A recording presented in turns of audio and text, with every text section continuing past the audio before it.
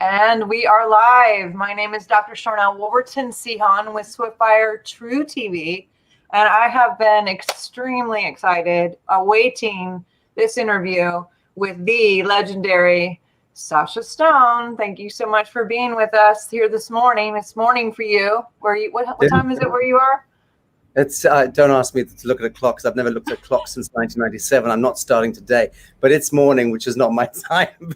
Good to see you on the show. I know. Debbie was really giving me a little bit of hell about getting you on so early this morning, but last week it's bedtime for me at sunrise. I mean, I'm literally working through the night to stay ahead of certain time zones, but it's all good. I'm feeling good. Thank you, Sharnael. Yes. So I actually know you through Carrie Cassidy, Robert Stone, Gala Gaia, Sean Stone. There's lots of different people throughout that have kind of, and then I met you, not personally, but I met of you in California last year when you guys did the big meeting over there, the DOD, I believe it was called. Yeah. With Robert and all the others that were there. That was my first introduction to you. And all of my friends who were there, we were completely blown away, because you're just nothing that we've ever encountered before. Your background and who you are and all your huge resume of things. I can read off some of it. Of course, we know you were an artist. You still are an artist, a rocker, musician, filmmaker, founder of the New Earth Project.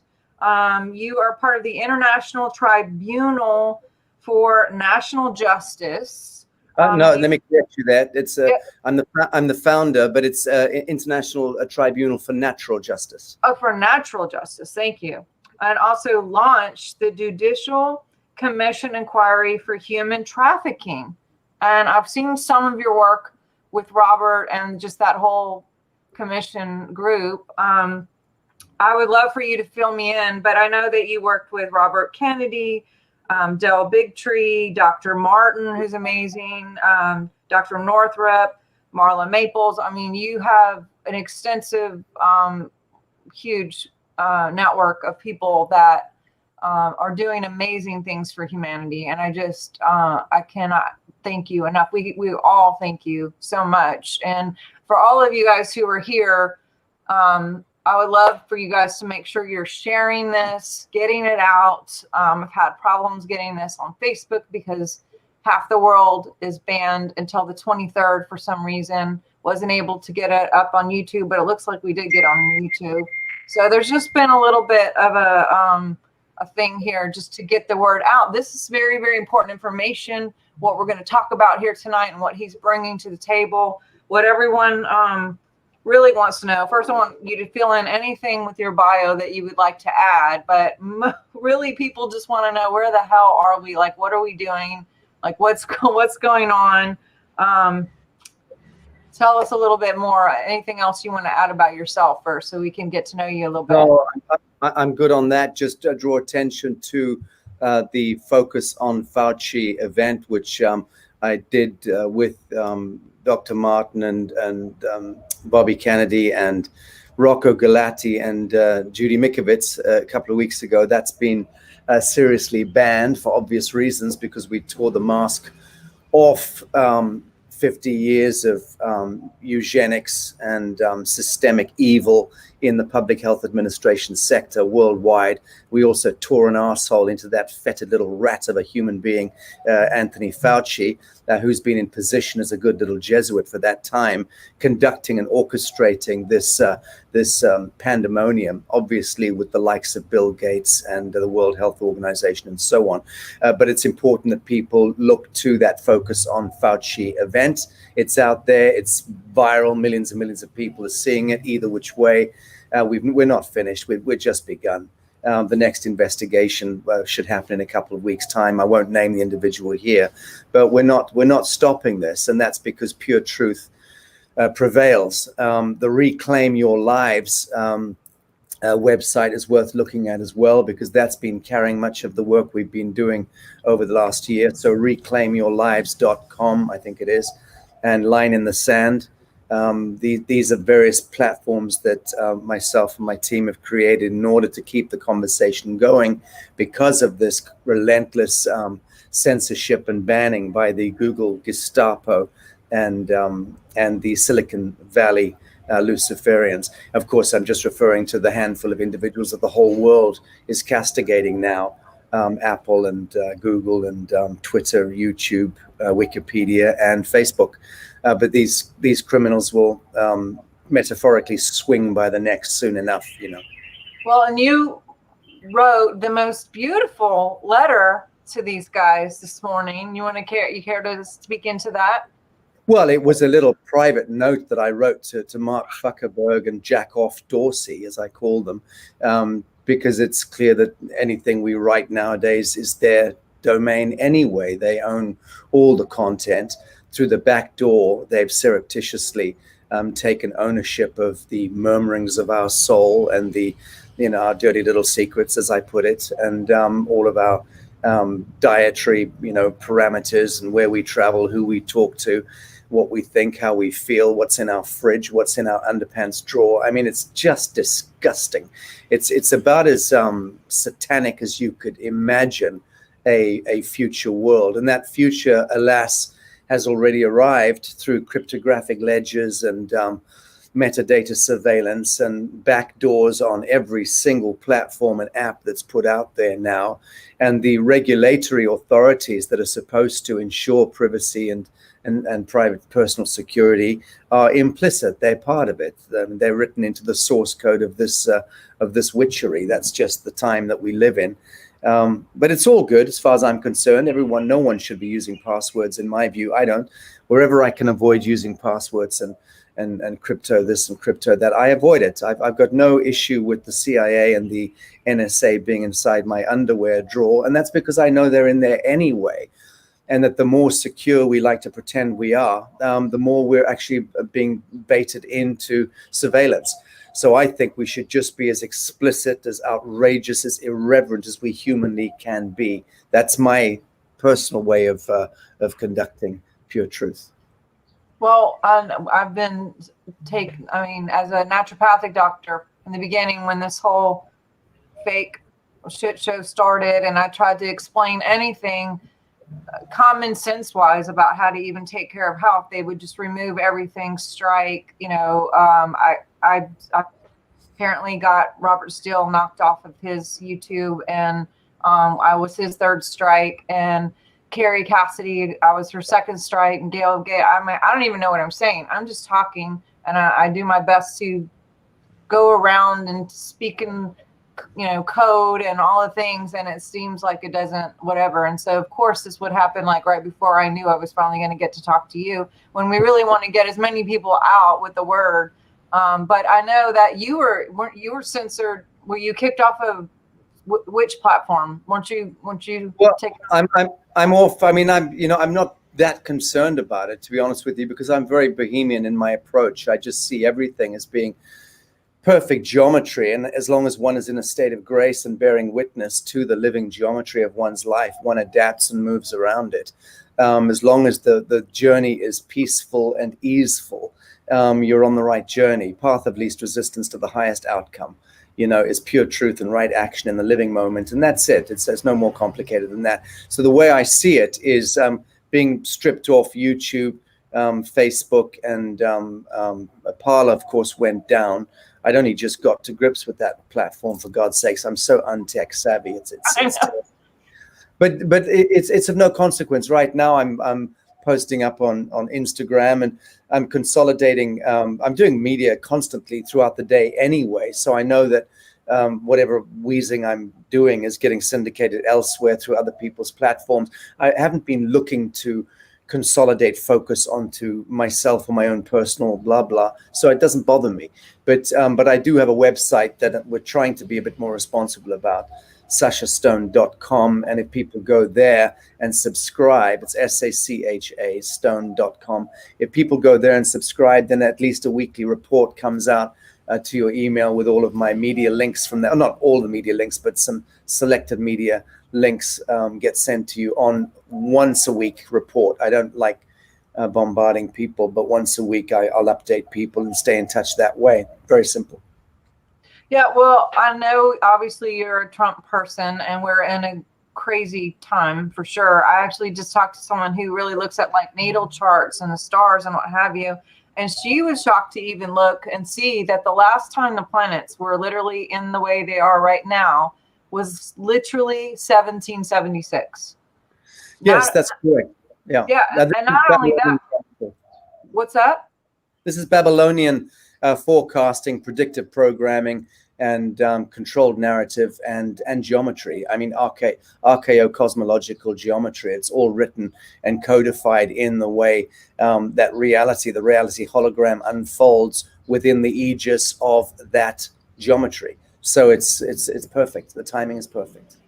Well, she was actually talking about January 6th being the beginning of the most light shining on Pluto, specifically Pluto representing manipulation, control, the dark forces, all of that, and how how yesterday and today would be extra shiny as far as the light on it, and it would continue through the end of this month. And then she started to see it kind of let off. Now, who knows if anything really lets off. I mean, you don't live in the U.S., but you follow.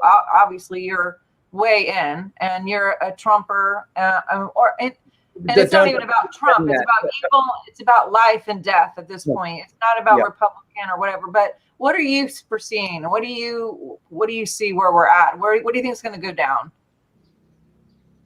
Okay. In the first instance, I'm not a Trumper, so please don't refer to me as that at all. And I really don't agree to that moniker.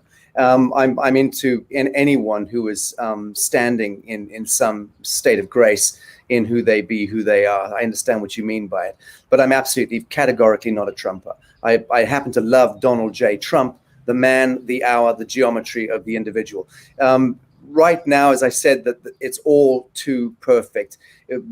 Whether we see Biden being sworn in this week, if he is sworn in, it's going to be in order to take the controlled demolition to the zenith, to the next level. Meaning to say, can you imagine seeing that gibbering sock puppet being sworn in, and watch how he and that venal woman, Kamala Harris, see how they conduct themselves and comport themselves in the highest office in the land over the next 21 days to 30 days. We all know that Luciferic cultural Marxist protocols of transgenderification and transhumanism and gobbledygook. We know that they can't wait to get hold of the executive pen.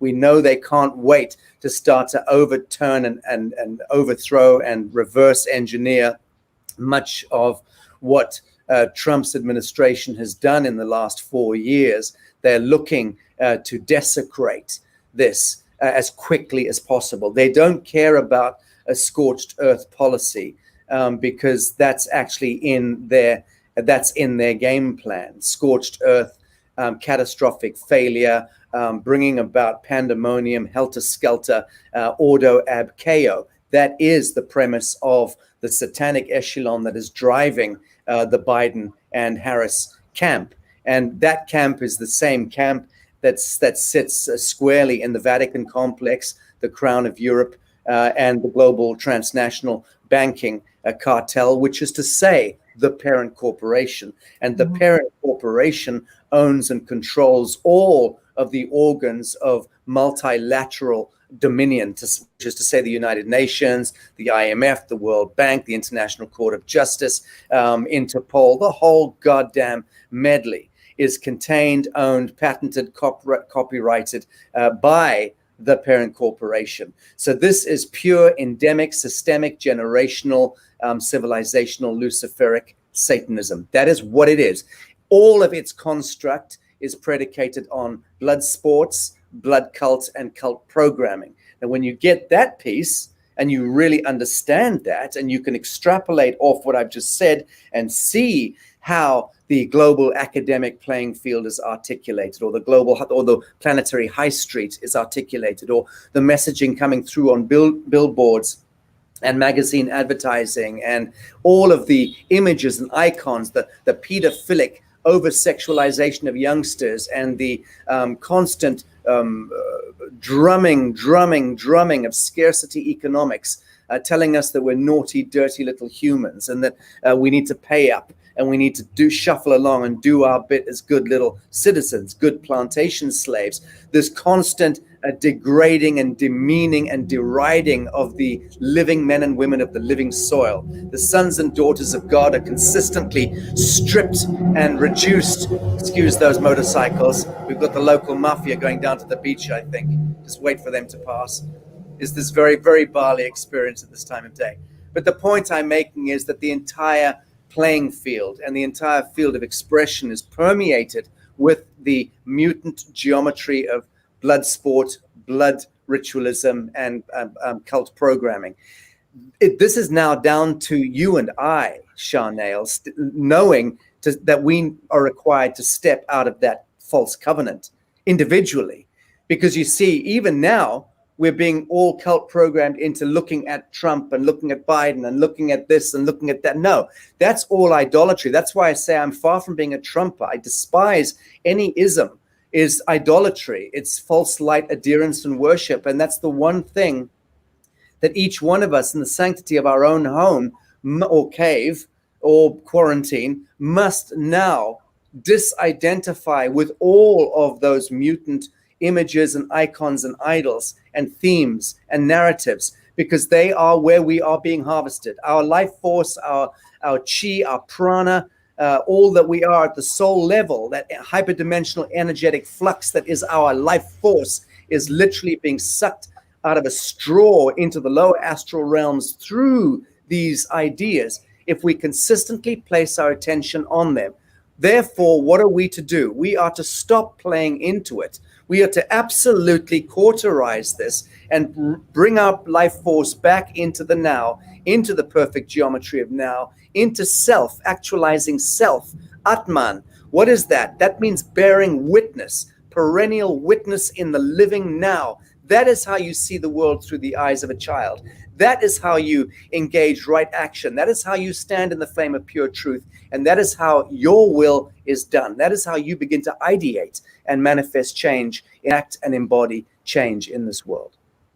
So, wow, that's a lot. That's I mean, and you're right, with all the programming, with everything that could be on the news or social media or whatever. I mean, they're talking about 30,000 troops for a fake inauguration, you know, all of these psyops with people supposedly who got in the Capitol and what have you. And it's just like, and they're still trying to put the blame and try to just mind screw with us on you know, what so when you say going within and you know, focusing on self and being present, like, what are some things that we can do in the middle of all this as we to get that focus off and to get the focus back in and to, you know, exit this whole thing? Okay, we'll put it this way. By now, you ought to, I'm speaking to the audience generically here. By now, you ought to know where you stand on which side of the line. If you don't, then you are deeply confused and you're not going to be of much assist, so you should sit down and shut up. But if you do by now recognize who you are in this fray, if you've determined right action and pure truth, and if within yourself as it relates to the world today, do you honestly think that a gibbering sock puppet called Joseph Biden, who can scarcely, God bless him, walk across a stage in any kind of coherent state, is entirely ill-equipped to act as a guardian of your grandchildren for an hour, let alone be the commander-in-chief of a fucking quadrillion-dollar nuclear arsenal? So that's just obvious to anyone who's got a goddamn brain. Anyone who's got eyes that see, ears that hear, and a mind that can actually compute reality. Now, on the other hand, if you're one of those moronic middle American, middle English, middle European imbeciles who sits pegged to Fox News and CNN, and if that's your news feed, and if you believe the cult programming, and you think that Joe Biden and Kamala, who's a woman of color, and Joe Biden is a man who's going to bring decency back into politics, then you're beyond help. and you need medical attention. So I don't care what you think. I'm not addressing you. I'm addressing real humans with blood in their veins. And that's the point. Determine who you are and then shut off. So that's my answer to the question. Determine who you are today. It's a perfect day to do it. What is the date today? The date is Monday, the 18th of January. There you go. It's the perfect time. Today's a 9. It's fulmination. It's a perfect number. It's a fulmination number. Today is the end of time. So step away from all of the cult programming as of this moment and simply start to retrieve your energy, your life force, your ideation, and start to imagine what it is that you want to see on the other side of this event horizon that is clearly upon us. Because if you are owning your prana, your life force internally, if you've internalized it, you can now affect the outcome. If, however, you've simply put your life force into the images and the programming coming at you, you are being harvested by egregore, by other energies that are hyperdimensional, and they will take your life force and they will determine the outcome. This is the arbiter. This is what it comes down to.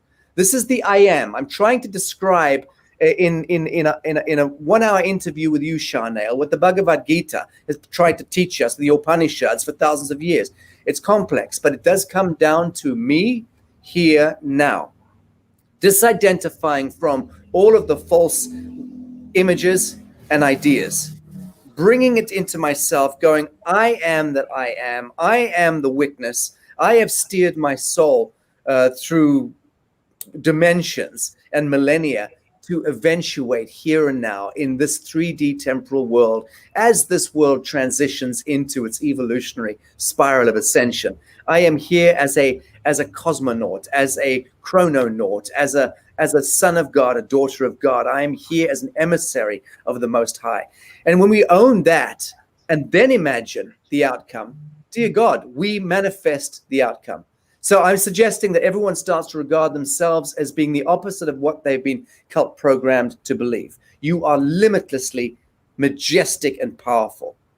That's awesome. You know, it's crazy because this is what I write about, is just our biofield, which is dual, this biofield that we have, it's all coded by our thoughts, our feelings, what we talk about, what we're thinking about, our DNA, our organs. They all create this code, and it's bio because it not only goes out, it radiates out, but it also magnetizes back in. And I was actually talking to somebody on another interview about the whole Orwell book, 1984, which I didn't even read, I'm sorry to say, but I didn't. But they were going, oh, this is kind of like where we are and all the projection. I mean, this is the projection. But that's the thing with Mockingbird, is they can get us to steer into their narrative and lock into that. Then we are creating the code for that. And we're making that on just all of us. They don't even need to do anything except for project it out there and allow us to see the presentation and agree with it and or participate in our co-creative power. And doing that, actually, they don't have to do anything. But what's crazy is when I was looking at this book and I'm like, oh, maybe I should buy it to check it out. This commercial comes on for Wonder Woman. I don't know if you watch movies, but no. The 1984, it just said at the bottom of the commercial, WW 1984. And I'm like, okay, I'm looking at 84, the synchronicity, 1984. Well, guess what the premise of this book is about? The premise of, this movie. The premise of the movie is about a crystal that everybody wants, because if you have this crystal, you can make one wish and this wish can come true. Well, one guy decides that his wish is going to be that he becomes the crystal. And he only gets that one wish. So then he has to go around to everyone else and say, don't you wish this for me? Or don't you wish this for the world? And everyone comes into that agreement with the wish. And so, he tries to find this big, huge broadcasting station where he can go get the entire world to come into agreement with the wishes to create the world in the way that he wants it. And that's what's going on. We're in the end, Wonder Woman saves the day and gets the guy away from the broadcasting station and tells everybody that we are the wishers and we are the creators and we're the truthers. And that's to me, and it's not where we are, but it is. I mean, we do have the power, but meditation, getting in nature. I love how you talk about like the whole disconnecting thing, but what else? I mean, what else can we do as far as participating and seeing this ship change? Well, I'm sorry to be pedantic, but no, I didn't say disconnect. I said disidentify. And there's a huge difference. I don't say disconnect. I don't wish to disconnect the empathic waveform that connects me, the witness. Well, disconnect from the narrative is what I mean. Yeah. I completely understand. Yes. I want to be bearing witness absolutely to all of the chicanery and the sophistry and the deception. I want to maintain connection in that sense, absolutely. But I don't want to be identified to it. And the identification is the thing. So I don't regard that as being an extension of me. I'm now recognizing that the madness is playing out, and that I am, as a capacitor of the Godhead in this temporal veil, I have the capacity and the toolbox and the navigation set hardwired into my Adamite DNA to be able to steer the outcome. And that's where I'm placing attention at this time, is into ideating and developing templates and blueprints for the next passage. So most of the effort of myself and my various teams connected to the works that we're doing in the hereditary claimants and the redemption of the First Nation peoples, that's my big focus this year. For the next couple of years, next 2 or 3 years, my big focus is in redemption and absolution of the hereditary claims, the hereditary claimants, the reconstituting of the covenants that were put in place by the Vatican complex and the Anglo-American Corporation subsequent to the doctrines of discovery in the 15th century. That stuff is real. Those spells and bonds that were cast at that time through the Jesuits and the Roman Catholic Church and the imperial hegemony of the crowns of Europe, all of that blood cult and the metric that was set forth at that time. These motherfuckers still going. Just wait for them. Sorry. And they engineer their motorcycles, so they take out all the silencers and they want to be as loud as possible. And you find that it's a motorcycle with only 24 cc on it, but it'll drown out the neighborhood. There you go. So sorry, that completely disrupted my day. But the point I'm making is that working on the hereditary claims, the First Nation peoples, and getting remedy for them. I'm not talking about financial remedy. That's part of it, but it's just about absolution. It's about 500 years of blood cult turning around and actually kneeling before the First Nation peoples, recognizing that there has to be a redemption. And that's, for me, the very important piece. And that's what's going to happen anyway, as we see governments collapsing. So the U.S. corporation government is under free fall right now. Trump and his white hats have perfectly exposed the wickedness of the political system, democracy, which is the most faulty software ever installed in a civilization. It was always bound to fail. Usury, profiteering and interest-bearing economics, all of that stuff, which is satanic and parasitic at its root. All of that stuff is now being flushed out. We're seeing it. We're now seeing how the Crown of England and the crowns of Europe were involved in the extension of the Vatican complex. That was an extension of the blood cult of the Caesars of Rome and the Phoenicians, the black nobility, the Templars, the Masons, all the way back up to the Canaanites, going back thousands of years. It's great that all of that false light apparatus is deconstructing. We are blessed to be at a time where we can witness that and participate in the deconstruction of it. Now, what is more important than that? What's more important is how we seed, embody, enact, and manifest the new earth, and how we take our imagineering and our visioneering forward by the grace of God, once we're in alignment with that grace of God. And that's the point. That's the fun bit. And at least 51% of our time, energy, life force, and resources should be purposed toward that, and not in simply gibbering about the status quo, which all of us have been caught up in, that hysteria. But it's dangerous because it's simply another means and method of harvesting our life force through our attention. Huge. It's huge. It's everything. Yeah, because imagination comes from to imagination or imaginations, and we're doing it anyway with the technology inside of our body.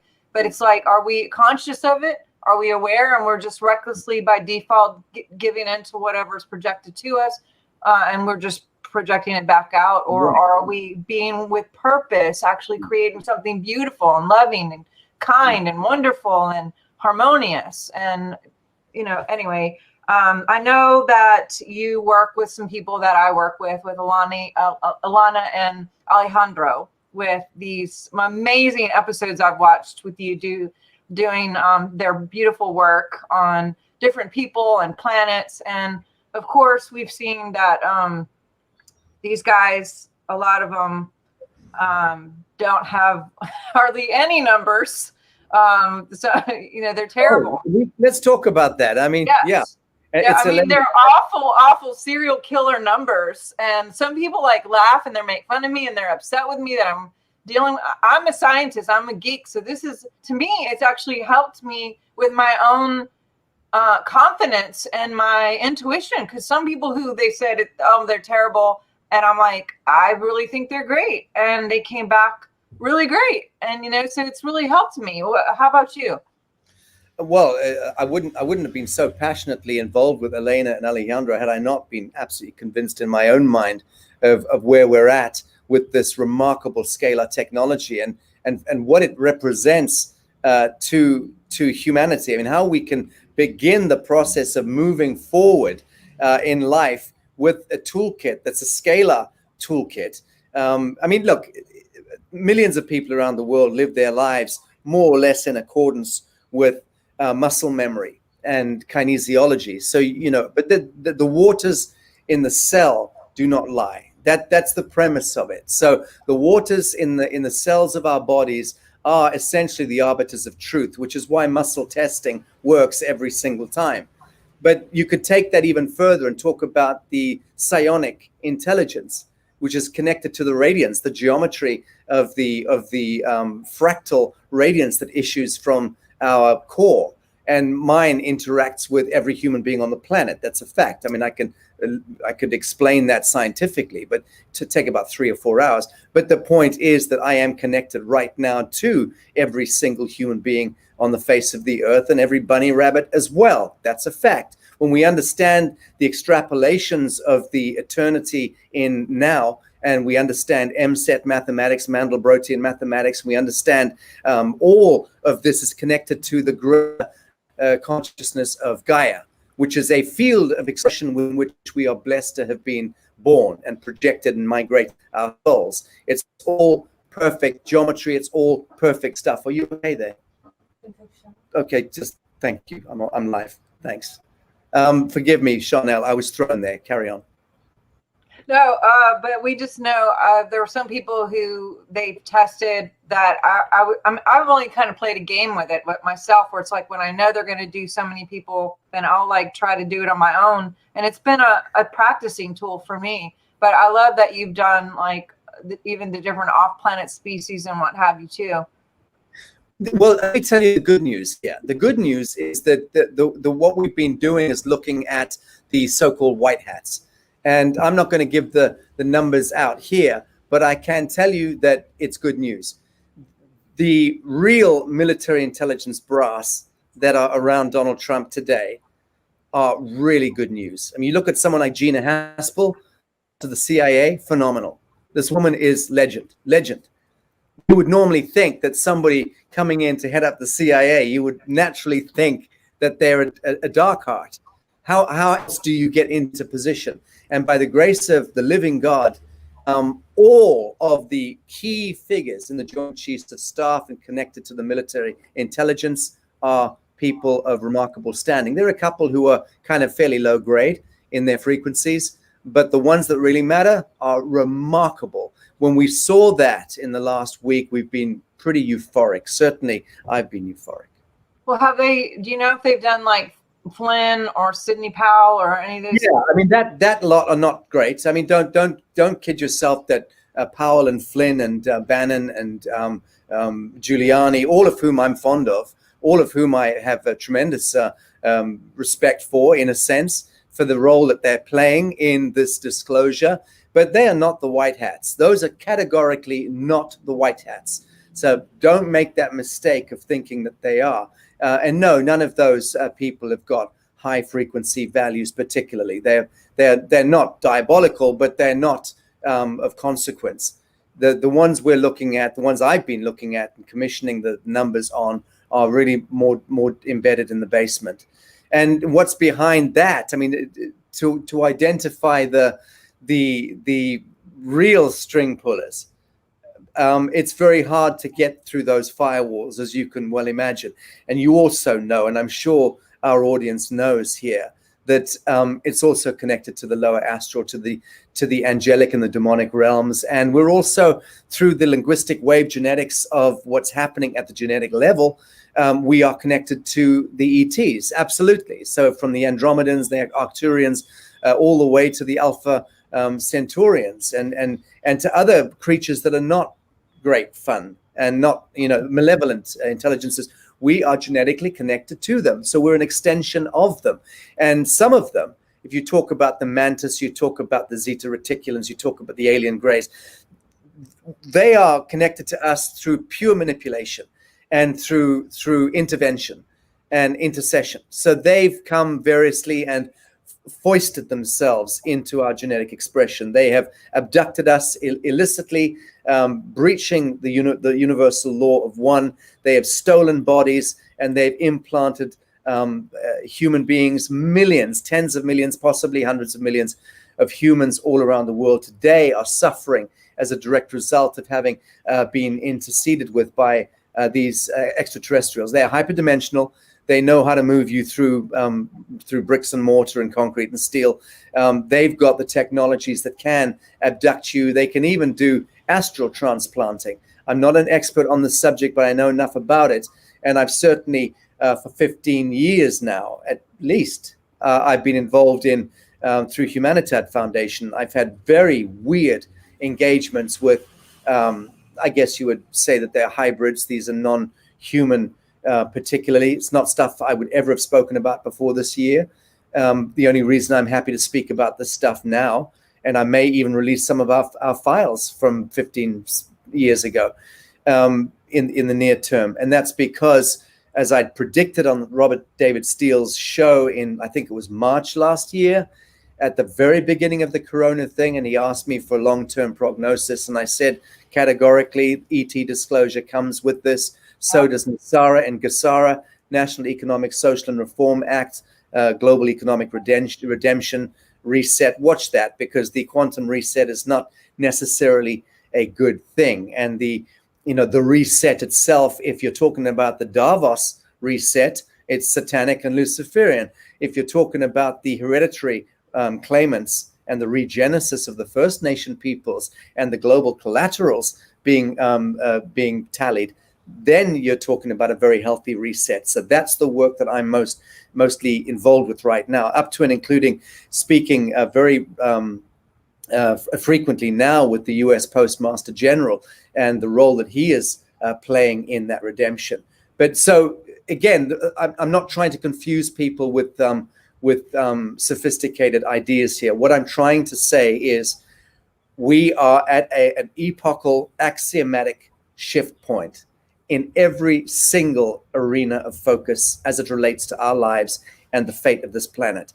So when you talk about global reset, there is a shadow reset and there's a light reset. Yes. Which we're still in that point that it has not been determined. I would say the outcome is assured. I'm absolutely certain of this in my own mind and in my own heart. I'm assured of the outcome.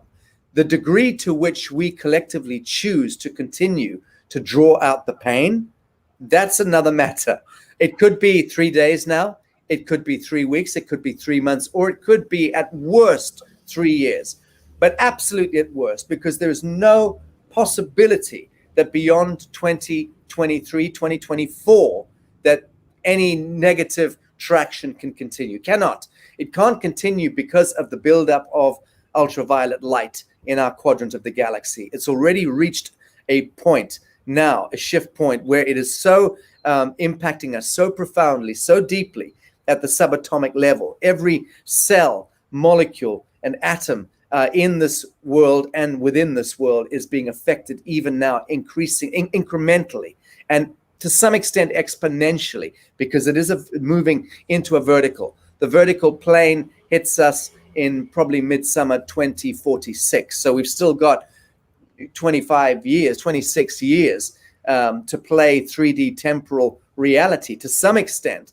But as we move towards that event horizon, the micronova event, the massive spike of ultraviolet, by which time we're going to need to have a Tesla shield around the Earth, which ought to have emerged through the morphogenesis, through morphogenetic connectivity. That's the actualized act. Look, if there are enough actualized human beings at that point, that creates a natural Tesla shield. The end. We don't need to. It's not a technological shield. It's something that issues off the back of a collective awakening. Because we got ours, and then that collective all runs together. And going back to the numbers, you know, you were saying the white hats and what have you. One of the things that they said, what was interesting, is they said most of the politicians that they did when they got to Trump, they actually were surprised that because he wasn't in the 55, he wasn't in any of the great numbers comparatively. He's running at about 500 to 600% higher than the squalid folks in Washington D.C. So, in that sense, he is an avatar. In that sense, he's come at a perfect frequency harmonic ratio to be able to cleave through the proverbial deep state and the swamp. Couldn't be positioned. If he had a higher resonance value, he wouldn't be able to stomach what he's doing. I mean, can you imagine? And if he had a lower one, he would be the creature that they're trying to paint him to be, the narcissist, racist, Wall Street jackal. He's none of those things. He's no more narcissistic than you or I. He's no more racist than you or I.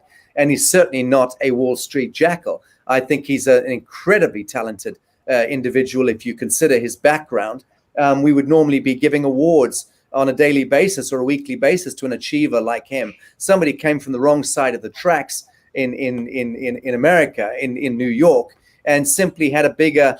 He was born with money, but the point is, he really took on the big boys. He just looked across the river from Brooklyn and said, "I want to go to Manhattan," and Dad, that's where I want to be. And his dad said, "Are you mad? We've got a massive empire here. This is our space." And he said, I want to take them on.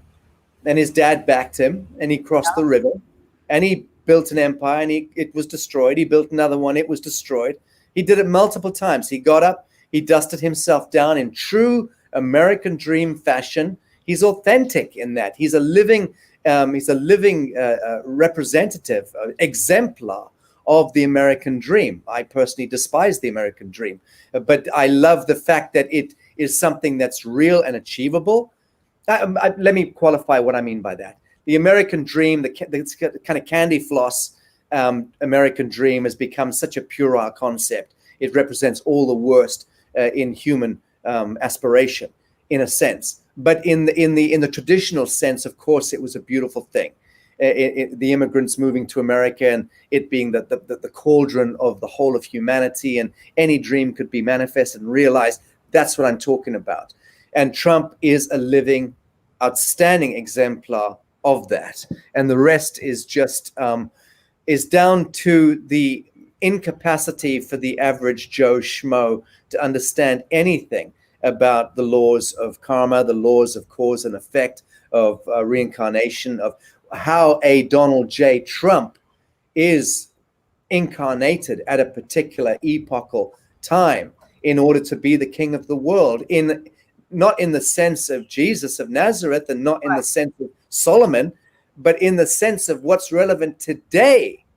And he has come in absolutely as that archetype, and I acclaim that. I certainly wouldn't take a knee before him or any other king, but I absolutely recognize the quanta of the soul incarnation of one Donald J. Trump. And I also have the foresight, and it's proven out time and time again over so many years. I don't even hear the gibberings of the detractors any longer because they're of no consequence. I am very accurate in my prognostications. I have been for 21 years, and I stand absolutely in that. Putin is the same soul stream.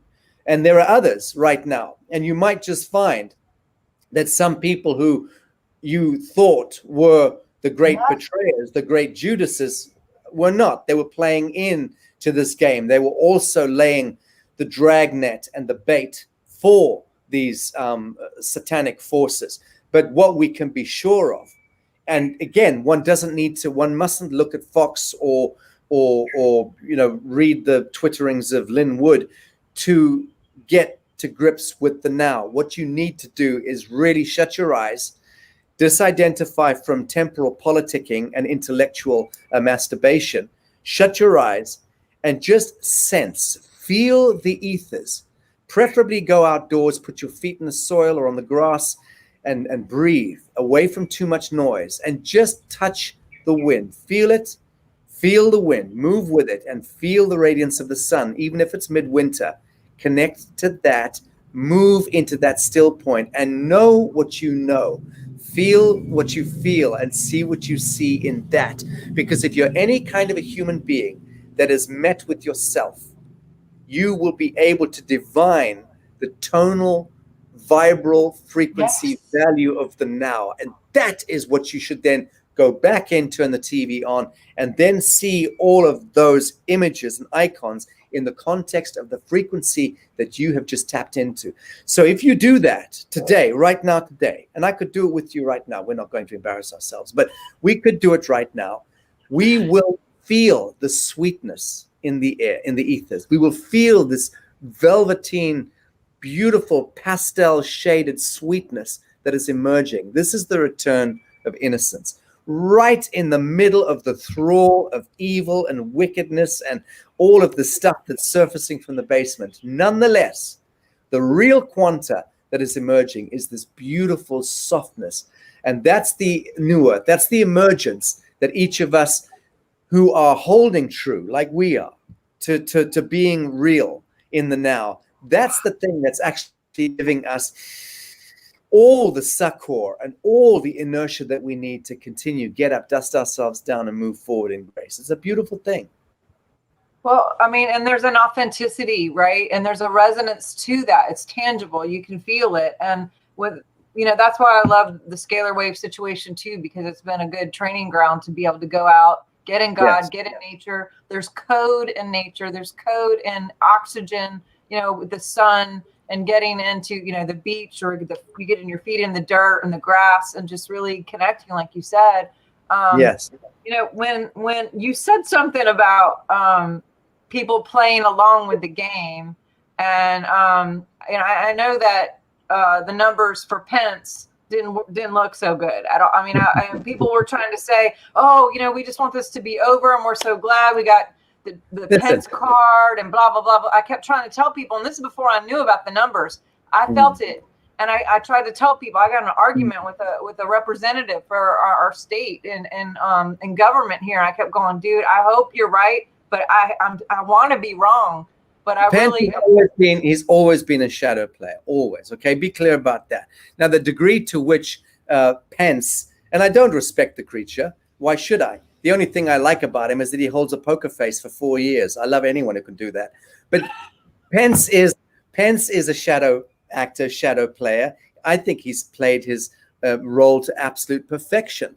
The question is he the utility of dark forces or light forces? Has he been reclaimed? Is he on a leash right now? Has he been operating on a leash or not? Well, we're going to find that out very, very shortly, very soon. But in that circle, just don't be imagining that Sidney Powell and Lynn Wood, as much as you may love them, as much as I may adore them, they are not the cavalry. They were never the cavalry, kids. Come on, grow up. Don't be stupid. You're not going to see the cavalry, in dressing in a leopard skin pencil skirt on a stage, waving a flag. It doesn't happen that way. If you want, good numbers in the truther community, and Robert David Steele, David Icke, amazing numbers, beautiful, Really? beautiful. Really? Well, and one thing that I'm glad you brought that up, because I have like 2 or 3 questions that people had sent in previous when I knew that And I was Simon Parks, good numbers as well. Good. These are good friends of mine, albeit. So my disclaimer there. But Simon Parks, healthy numbers. Robert David Steele, very healthy numbers, and David Icke, very healthy numbers. It's great. I love Robert. I love Simon so much. They're amazing. Yes, and that's what that was actually one of the questions, because I'm not going to give the names of a couple people who've come forward here recently, and there had been very concerned about a few videos that Robert and Simon and another person had done together. And then this other character, Juan Savin, which I don't have any numbers on, but so what, can you speak into that? That was one of the questions. Yeah, let me do that. So Juan O'Savin's numbers are not diabolical. Okay, so be clear about that. He's not in the mud. And he's certainly somebody, if you study his numbers, who's on the increase in his frequency set. He's actually taken himself higher than what he was born at, as I recall, which is always a good sign, really good sign. And he's a very clever guy in his way. And I've seen, I think, 2 of his rantings looking at his cowboy boots, which I think is great. I think they're great entertainment. Look, my personal view, the reason why I have not been out there giving those kinds of prognostications is because I think it's ill-advised to do so. I would not tell that to Robert Steele, who I speak to on a daily basis almost, and Simon Parks, who I speak to on a weekly basis, and Charlie Ward, who I speak to every few weeks. And I love all of these guys. Personally, it's not for me. I don't want to be doing those kinds of daily prognostications. I get a lot of intel, a lot of information coming in, and I could absolutely speak to it. But for the narrative that I'm wishing to anchor into the world, I never intended to be a political pundit. Number one, that was not my gig. Okay, I did not sign up to do this. The fact that I'm in the middle, the thick of the conversation, more or less at this level of the sort of secondary and tertiary truther community is a beautiful thing. And I do know white hats, and I do know military intelligence people, and I do get tip-offs, and I do deal directly, like I've been telling folks, with a cardinal in the Vatican right now, which is very interesting. But I still don't want to get into daily prognostications. I got Delta Force operatives contacting me for the last few weeks and giving me daily updates. I didn't release them. I didn't release them. And I'll tell you why I didn't release them. Because I went inside. I know these sources. I know them to be absolutely in integrity. But something didn't sit. I went inside. I touched that frequency inside, and I thought, no, I'm not going to speak to that. And I decided not to. And I thought, well, this is great, because if I do, it's really good numbers, and it's going to, a lot of it. I don't want the attention. I don't want the numbers right now. I'm done with that. But I decided not to release the information. And the reason, and I contacted my Delta folks, and I said, look, I'm not going to release this information. I'll tell you why. Because I believe that you are being rigged. I believe that this information is being given to you, compartmentalized, so that you will pass it on to me, so that I'll put it out there as part of some controlled narrative. And I said, I'm collateral in a situation like that, so it's not going to happen. And that was the end of it. And I turned out to be absolutely correct, because if I put out that information, it was so black and white. Had I put that information out a week ago, I would have bombed by now. And I decided not to. So I'm still using my psionic, intuitive faculties to determine whether I do things or say things or not. I went on record with Robert Steele yesterday for a short thing that he wanted to do. And I'm speaking there, again, in a generic sense, because I'm inviting people to really just spend this time to connect, go back that 2,000 years and disentangle essentially all of the threads, these primary threads that started off with a misstep. Again, Canaanite ritualism No. Sorry, Kanan, go ahead. you look like Daniel Boone there. That looks like I was like, get the cat off. Keep going. we have to consciously disentangle. Consciously, our generation have to consciously disentangle the crimes, in a sense, of our forefathers and so all the myths. much. It's so much. You know, you're right. It's like a repentance, a return, that grace you keep speaking about. But yeah, okay, I have two more questions. I know you have stuff to do, but these are some things that people had asked. Since you're talking about that going inside, and I love that you're like this human lie detector. Basically, you're like, let me see, we can all do this. So I encourage everybody to really tap into that. What are your thoughts? Someone wants to know, what do you think about JFK Jr.? Is he alive, and will he come out? And what are your thoughts on that? I genuinely think it's likely. I'm not going to say he is because I don't know. I genuinely think it's likely. And I've thought that for some time now. If I was forced at gunpoint to place a bet on, well, no, not roulette, basically, black or red, I would probably put the bet on the fact that he is. And that's because so much of what we've seen recently in the last year, what we've borne witness to, it's clear that much of the evil of our generation was known 10 years ago, 15 years ago, 20 years ago, 25 years ago. When he was popped in the 1990s, purportedly popped, that story did not sit. It never did. And the fact that the bodies were never found, they found the plane, they didn't find the body, that doesn't happen. Okay, you find a plane, you find the bodies. Trust me, that's the way it works. It didn't make any sense. The idea that the Clintons, and we all know that the bitch Clinton was running for office that time, as was he for the seat in New York. And we all know the Clinton body count is a legendary phenomenon of our day. I was talking about that 15 years ago, screaming about it. So we know what the Clintons were up to during their tenure, which was ritually popping and assassinating opponents. That's certainly what it looks like. As most of them bodyguards of the Clintons, all guys under the age of 35 or 40 who sort of fell out of airplanes and things. Strange that. Bearing in mind, as the close protection security guys who always get to see the dirt, and they can't afford to be left around because they're not always the cleverest guys either. So they tend to sell out down the line. So the problem is that all of the Clinton shenanigans connected to JFK Jr., it made sense to me that if I was him and my security detail came to me and said, we've just discovered that there is a fuselage bomb in your airplane, and there's a direct line between that and the Clintons and that criminal cartel, which is the big deep state criminal cartel, immensely powerful, limitlessly wealthy, limitlessly wicked. If I'd been him and I'd looked at my beautiful wife, I probably would have gone, okay, this is the time to disappear. This is the time to go underground. I've got the network. I've got the wealth. I can do it. I can go underground. And I think that he probably did at that point. And then they sent the plane up with some Marine or some mercenary who would have bailed out before the altitude fuselage bomb went off.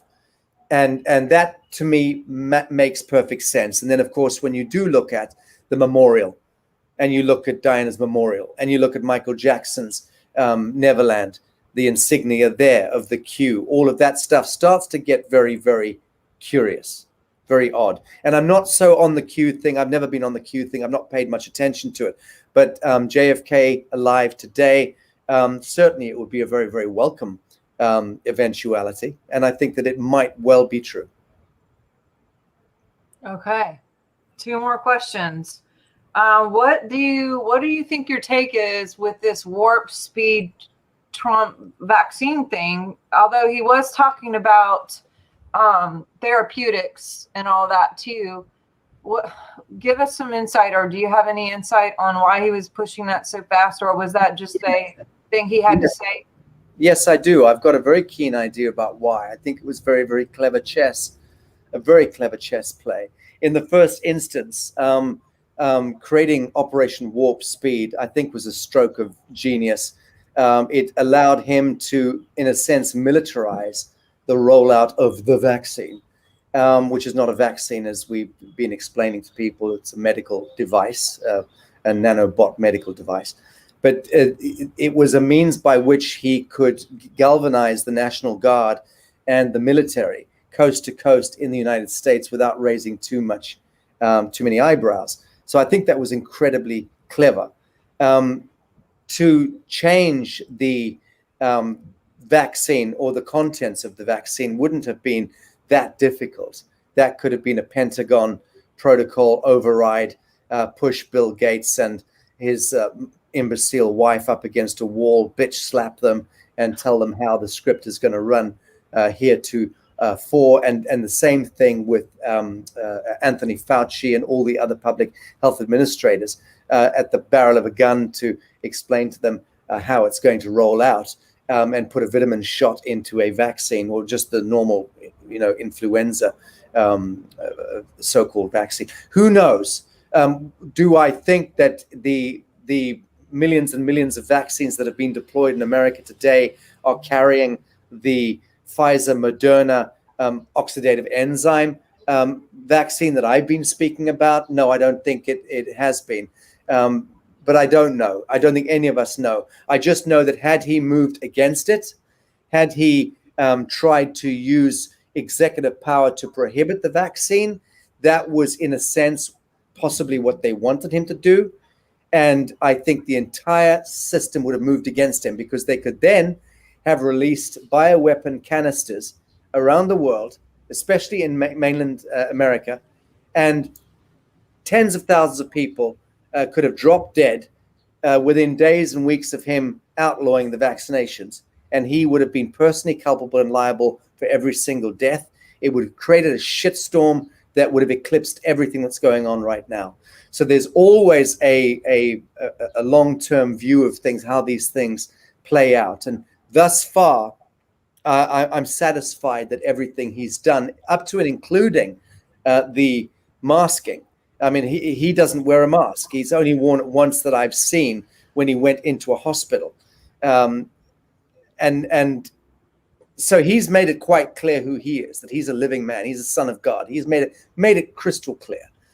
Pence is not a son of God, so he's entirely entitled to wear the mask. And Pelosi and the other crackerjacks, delinquents and miscreants, obviously we all know who they are, so it's entirely appropriate that they mask themselves. I actually think that the penalty and any punitive punishment that goes out to all of these miscreants once they've been exposed, I think they should just be told that they have to wear not just one mask, but they should wear 5 masks, because the more masks you wear, the safer you are. You see, that's the logic. And I think we should just force them all to wear 5 masks until they topple over in the streets and asphyxiate to death. That would probably be the smartest way of getting rid of them. But yeah, such are the crazy days that we're in, Sharnael. Well, he always talked about that they wouldn't be mandatory, and he mentioned therapeutics over and over and over again, and he talked about his own. Exactly. So I think I agree with what you're saying. And then I didn't know the piece of the side part, but yeah, it could have just come in at any time and put something else in there. Speaking of that, we know that you cannot patent anything natural, which this is apparently patented. So if it has been patented, which it is, then that's illegal, and or it's a biological weapon, which also the tests are patented and the resolution is patent. And so all of this is about money. And no, Shauna, sorry, I've got to stop you. It's categorically not about money, and I think it's rather dangerous to say that. So can I just qualify that? Yeah, tell me. Okay. That, it is not about money. People need to understand money is simply a 3D totem of accreted life force, of energy. So money is a 3D token that equals time and motion, life force. and how it's exchanged. So you go to work, you put your back into your job as a good mechanic or as a good factory worker or as a good anything, and you get coin, and you then pay coin out. Okay, so it's simply a measure of time and motion, which is to say life force. So in that sense, money is a part of the equation. But the real part of the equation that we need to understand and cogitate and comprehend is that it is life force that is being harvested. It is our, and then of course, ultimately it gets down to adrenal chrome and bloodletting. So the blood cult aspect of the ritual satanic element in our society is not flushed out yet. It is still at large. It's definitely diminishing on a daily, hourly basis because of the arrests that are going on. And yes, they are absolutely underway. Please God, by the grace of God, that continues exponentially. And by the end of this year, next year, we flesh out every single one of these deviants, all of these pedophile rings, all of these black mass ritualists get exposed. We know who they are, more or less. The NSA files since subsequent to 2015, 2016, when good white hats managed to steel curtain themselves inside the cockpit of the NSA. That was the greatest event that occurred in living memory, was when good scouts inside got to Trojan the NSA, the National Security Agency. And then once they were in, they locked themselves in, they steel curtained themselves inside the cockpit. They were then able to retrieve all of the files on pretty much every soul on the planet, if you want to get down to it, including me. So everything is exposed at that point. The metadata surveillance, the data analytics, all of that stuff, including the cryptographic ledgers and the accesses to them, all of that stuff is in the hands of those guys. And those guys are connected to the Trump white hat phenomenon. That is the true cavalry. So I can't remember how we started this line of inquiry. I'm sorry. No, so for clarity's sake, are you saying that the actual act of the injection is a ritual? Or when you Thank you for reminding me. So it is the attempt to circumvent our natural ascension as a species. The vaccination, as all vaccinations, including polio, including the influenza vaccine, the Zika, H1N1, swine flu, avian flu, bovine flu, HIV, AIDS, all of these disgusting, grotesque interventions in the human genetic expression connected to needles going into arms and injecting chemical poisons into us. All of that orchestra of evil that goes back a century, essentially, to the time of Spanish flu and before, that was all connected to the Black Papacy and the Jesuitical promise to ultimately poison all humans and control us. This is an attempt to get into the human gene. This is an attempt to be able to virtually drive and orchestrate the fate of humankind through cloud intelligence operating at that meta level, through billions of souls who've been injected, who've had their DNA, RNA genetically modified into whatever the invisible masters are objectifying. What they are trying to do is to essentially create a homogenized, reduced human population that becomes alive in as much as we're still capacitors for limitless universal life force. Our kundalini and our sexual energy is still something that will be of consequence to the invisible masters. They want to be able to vicariously move into the human expression. So in a sense, what they're doing is being preparing us for mass demonic intervention. Once we have been through CRISPR and through our genetic modification, we have been prepared. We've had chromosome 1, 2, and 8 tagged and deconstructed or mutated. Then it takes away our capacity for empathy and so on, and we become androidized. In that sense, we are prepared now for the egregore and the emissaries of Yaldabaoth to be able to move into us. Now, be clear, the Anthony Fauci's and the Hillary Clintons of this world, the Joseph Bidens of this world are demonically possessed anyway. They are the utility of that egregore anyway. Absolutely. That's what they are. They've already completely transgressed their own soul covenant, and they have abnegated their soul sovereignty willfully and allowed that Faustian pact to the silver dollar to cross the palm. Once that happens, it's nigh on impossible to retrieve your soul. Impossible, which is why so many of these cats in Hollywood and of high net worth have to commit familial sacrifices. If you study ritual Satanism, as myself and my extensive team have done over the years, then you will know that at a given point, why didn't a number of these characters end up with black eyes? All of these guys who sign up, mostly men, like the Pope and Prince Philip and so on, end up having a great big black eye. And it's always the same eye. That's connected also, by best accounts, to a ritual, a satanic ritual of induction or of punishment. We don't know if it's a penalty or if it's a rite of passage, but one suspects that both go hand in glove. The point is that we are completely saturated with all of that language, and all of that is being now about to be released. We're about to be released from the thrall of the invisible masters as they have been operating through humans. The injection, the quote unquote vaccine, is the last attempt at trying to commandeer the human genetic expression, force us into acquiescence, and thereby forcing us genetically for all time to become the utility of other non-terrestrial intelligences who will vicariously beam through us and live through our genetic expression. Yeah, and so how that was a beautiful explanation. Thank you so much. That was very well and very eloquent. The other question that I had was about AI and transhumanism. So it flows right into it, because we know there's nanotechnology, there's chemtrails, there's stuff in the food, there's stuff in the tests, there's stuff in, some people don't even believe anything that you're talking about. Some people don't. Ignore those people. We're not talking to them. They're all they're dead souls.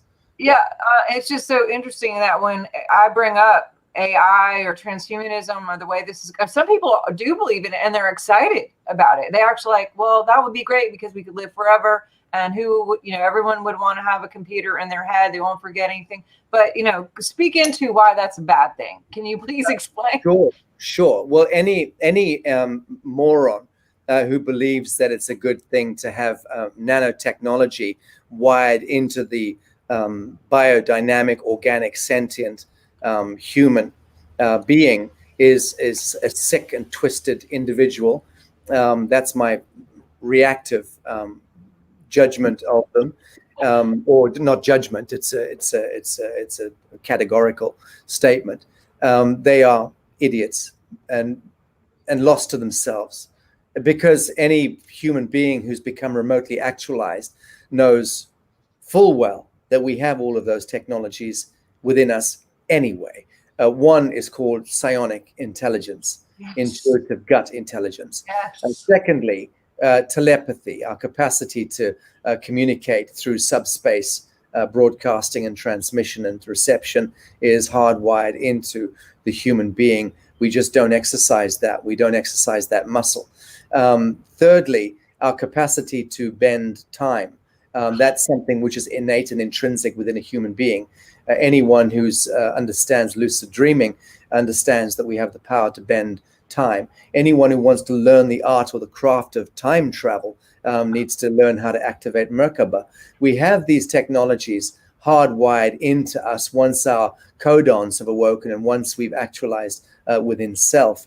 So the idea that we need some twat in a white lab coat coming in with scalpels to intercede with our genetic expression and plant things into us is beyond moronic. It's satanic as well. And yes, I'm saying that those liberal, intellectual, digitized crypto morons who believe that it's a good thing to have Google glasses on, you're lost souls. You're lost to yourselves. You spend far too much time masturbating in a basement. You need to get your feet onto the soil. You need to look at the sun. You need to breathe ionized air into your lungs, and you need to shut the fuck up because you are the existential threat to Homo sapiens right now.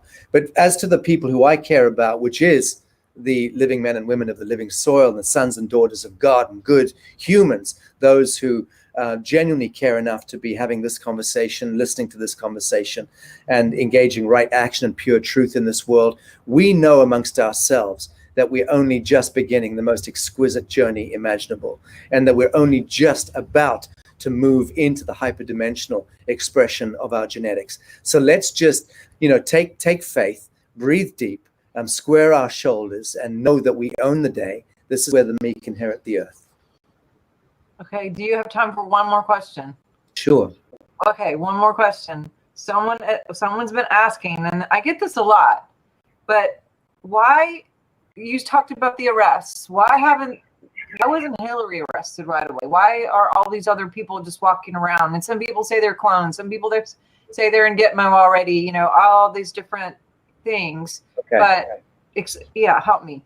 I'm going to give you two answers. And the first one is a slap to whoever's asking the question. It's not important. Let it go. That is not the right question to be asking. Okay, that is an intellectual question that's trying to satisfy linear logic. I appreciate it. I understand it, and I accept it in that sense. So I will answer it, but it's not the right question, because we're still allowing ourselves to be pulled into wrong ideas and wrong icons, idols, and to be fixated on them. You see, you can't compute using linear binary logic what's going on in the world right now. You're not going to ever understand it deploying binary or linear logic. But insofar as you are able to deploy binary linear logic as it relates to questions like this, I will do my best to answer that question as an example. Hillary Clinton is a former Secretary of State for many years. Prior to that, she was the First Lady for many years. Prior to that, since the 1970s, she has been a salaried, pensioned, high-standing functionary meaning to say powerful functionary and utility of the deep state Sabbateans, going back to the Nixon administration in the White House. Okay, the fact that she is a venal, duplicitous, treacherous, treasonous bitch is not the equation. The fact is that she has held executive office for many decades, generations. She has wielded a pen, and behind that pen stands the might and the glory of the corporation United States government, the Admiralty flag, okay? A quadrillion-dollar enterprise is behind the executive pen that she has wielded all that time. If you arrest Hillary Clinton and expose her in the wrong way, at the wrong time, what happens is you bring about catastrophic failure of trillions of dollars worth of trade compacts, tariff treaties and deals that were cut, negotiated, and signatured by her pen during her time in office. That means the entire global economy collapses in an instant, and the world goes into thermonuclear Armageddon by Tuesday. That's how it plays out at the level of governance and the executive pen, the seals of office, the badges and the thrones of office. So if you're going to take a king down or a queen, or you're going to take a former president down, or you're going to take a former secretary of state down, any number of these figures, you have to, including secondary and tertiary figures like Comey, and these other treacherous salamanders who we're going to see surface shortly and face military tribunals. You have to start at ground floor and work your way up. And that's also partly why the deconstruction of our reality in the last year by the powers that be has been a good thing as much as it's been a bad thing. So you've had white hats and bad hats playing their games out. The hologram has fractated into Corona, COVID-19, lockdown, pandemonium, injections, paranoia, viruses, do they exist, don't they exist? All of that noise, white noise, is the confluence of the light and the shade playing out in the temporal veil at the end of evil empire. I've known that since day one, which is why my voice from day one has been, I hope, a steadying one. And I've simply urged people to remain centered within self and do that alchemizing internally, because that's where the true questions must arise, is the great I am. I don't care about Hillary Rodham Clinton. She's a dead soul. There will never be remedy for the treachery and the pain and the misery and the death that was caused by Barack Obama and the multiple wars that he caused around the world and that he promulgated around the world. The millions of souls shredded, the families, the misery, the untold suffrage that is issued through the bombing and the various evils of war that have issued through Obama and Clinton and the Bush cartel and going all the way back up to the assassination of JFK on that fateful day in Texas. And even prior to that, the Second World War was an orchestration of evil between the light and the shade. It played out with a lot of pain, a lot of blood and bones and metal. It was very dark, very ugly, and it hurt like hell. Anyone like me who's grown up in a war can tell you that. The First World War itself was also a play that was a clash of light and dark forces, as well as galactic forces and the hyperdimensional spheres. Wars going on at those levels were also accreting down into the 3D realm, and we were on the bitch end or the pointy end of that stick, galactically speaking. That's how beautiful we are, just so you know, as a species. That's how majestic our souls are, that we have the power and the glory and the majesty to incarnate into this realm at this time, and to carry that load, because the entire galaxy is looking in on how the war plays out here, because this is the 0 point. This is the ground zero. Look, it's all good. It's all good, but we must just be anchored in the now. We must continue to bear witness. We mustn't identify too much and react too much with the silly colors and the silly noises coming at us from out there. That is not where alchemy takes place. The alchemy takes place from here. And the way in which we dream, the way in which we conjure beautiful ideas into manifestation is all that matters. So for the love of Christ, just start doing that. Awesome. Well, thank you so much. I appreciate your very valuable time and everything that you've answered. So many great questions. And I think more than anything, hopefully got some people thinking and, started the ball rolling on something or answered some things that maybe they already knew, caused them to go out and research on their own. I really encourage you guys to look into things and to have the courage to see outside of what maybe you grew up with or what someone told you or who you've relied on, but look for yourself and look into these things, and then also go inside. How can we find you? I know you got a lot of things coming up. Maybe let some people know about different things coming up, or your websites you mentioned earlier. Maybe bring them on again, because a lot of people have popped on here since I think we got almost 2,000 people here. I'll thank you, and good morning, good afternoon, good evening, good night, wherever you are. It's beautiful to have you all with us. Thank you. And I know we've tapped into our New Earth network, so loving my peeps from here. As some folks know, I've been deplatformed, so the best way to stay in touch with me is www.sachastone.com, SACHA stone.com, and just subscribe there or sign up to the weekly journal or newsletter, blah, blah, that I'm doing. I'm just putting out one thing a week, and then I'm having Donna is helping me do that. We're putting out the media links. So the important ones that I do in the week, I'll choose half a dozen of them, and then I'll put them on that newsletter as well. So you can just hotspot through to those interviews if that's of interest to you. So that's the best way of staying in touch with me right now. And Instagram, I'm still active. Twitter, I'm just useless at. I mean, I'm trying to troll Elizabeth Warren on Twitter. It's not working. They won't let me. But there you have it. All right, and then you do have your Fauci focus coming up, right? Yeah, and Telegram as well, I'm just starting to get to grips with today. And so I should have that up and running if it's not already. Fauci, focus on Fauci. Again, anyone who goes to my website can see that stuff, and retroactively, there's hundreds of films and things I've done all archived there. Yeah. Awesome. Well, thank you very much. And for those of you who are here too, please do make sure and go to swiftfire.org. That's swift as in quick fire.org, because I'm apparently not able to get onto Facebook right now. And we've had some issues with YouTube, although this let us go on YouTube this time. And I want to make sure if something does happen that we can stay connected. You can get a free newsletter there, as well as my videos and books and all that kind of stuff too. So I hope to have you back again. I definitely would love. I literally have all of these questions that I didn't even get to. So we're going to have a part 2 sometime very soon. Just schedule with Debbie. Look forward to it, Sharnael.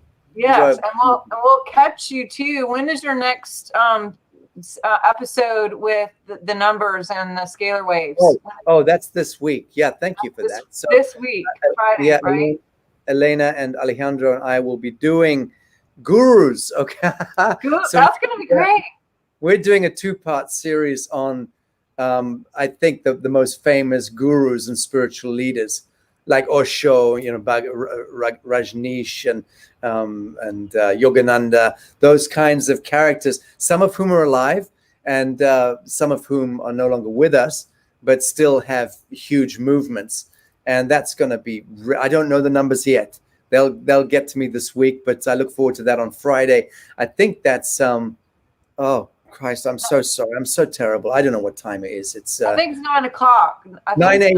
Eastern Standard. 9 o'clock on Friday. Believe me, I've made all of them so far, and I just love it. It's just, I'm glad you're doing that one. I'd love to see you guys do one on like the Kennedys and the different religions, to see, like, not necessarily the religions, but the founding people, the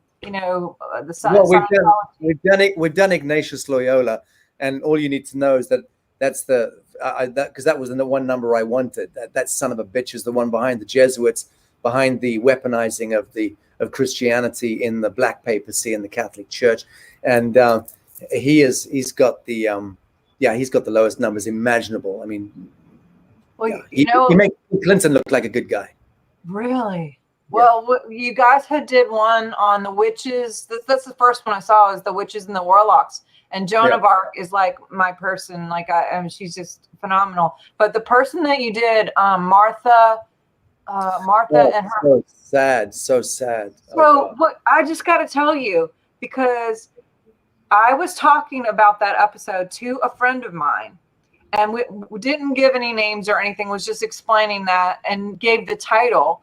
And she was like, that's so interesting, because my uncle was killed at the stake, and they always talked about how he was a warlock, blah, blah, and we've had to live with that on her name or whatever. And I was like, oh my gosh, we start talking. It was her uncle. It's her great uncle who you guys did. So she was bawling on the phone with me, because she's like, this is like grace and like restoration to her family name to even know.